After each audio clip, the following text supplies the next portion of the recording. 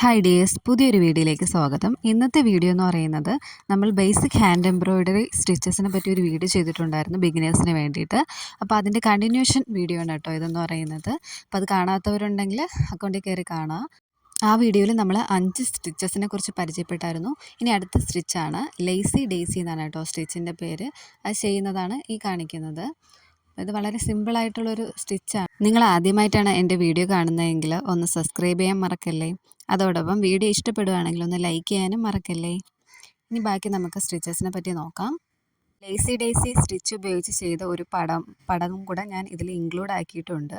അപ്പോൾ അതുപയോഗിച്ച് നമുക്ക് എങ്ങനെ ഒരു പടം ചെയ്യാമെന്നുള്ള ഒരു ഐഡിയ കിട്ടാൻ വേണ്ടിയിട്ടാണ് ആ ഒരു ഇമേജും കൂടെ ഞാൻ ഇതിൽ ഇൻക്ലൂഡ് ആക്കിയിരിക്കുന്നത്.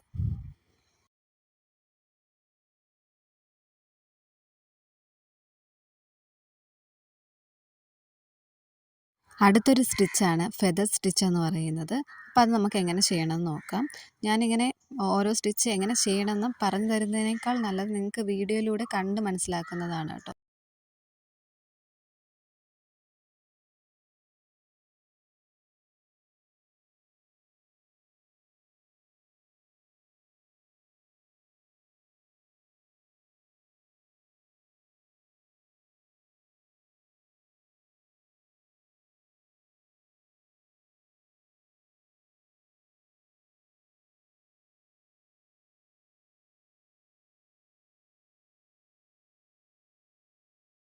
ഫെദർ സ്റ്റിച്ച് ഉപയോഗിച്ച് ചെയ്ത ഒരു പടവും കൂടെ ഞാനിതിൽ ഇൻക്ലൂഡ് ആക്കിയിട്ടുണ്ട്.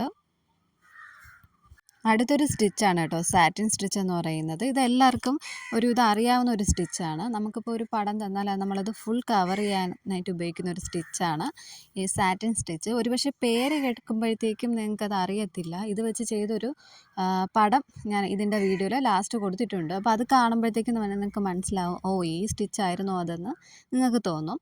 അപ്പോൾ അതൊന്ന് കണ്ടു നോക്കാം.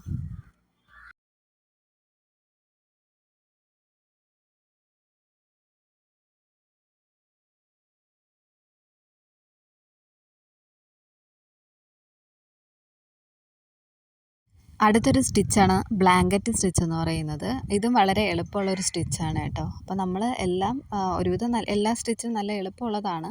അപ്പോൾ അത് നമ്മൾ പഠിച്ചെടുത്ത് കഴിയുകയാണെങ്കിൽ നമുക്ക് നല്ലവണ്ണം ചെയ്യാൻ കഴിയും. അപ്പോൾ അത് വെച്ചിട്ടുള്ള ഒരു ഫോട്ടോയും ലാസ്റ്റ് ഇൻക്ലൂഡ് ആക്കിയിട്ടുണ്ട്.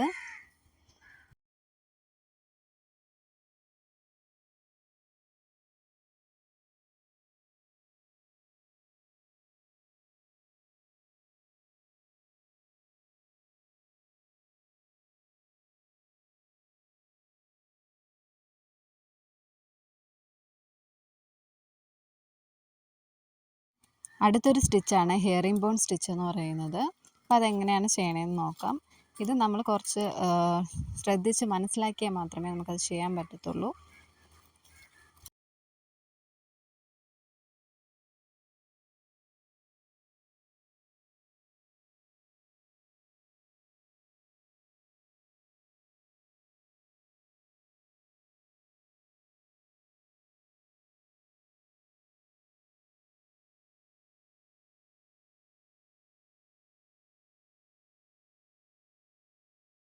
ഹെയറിംഗ് ബോൺ സ്റ്റിച്ച് ഉപയോഗിച്ച് ചെയ്തൊരു പടമാണ് കേട്ടോ കൊടുത്തേക്കുന്നത്.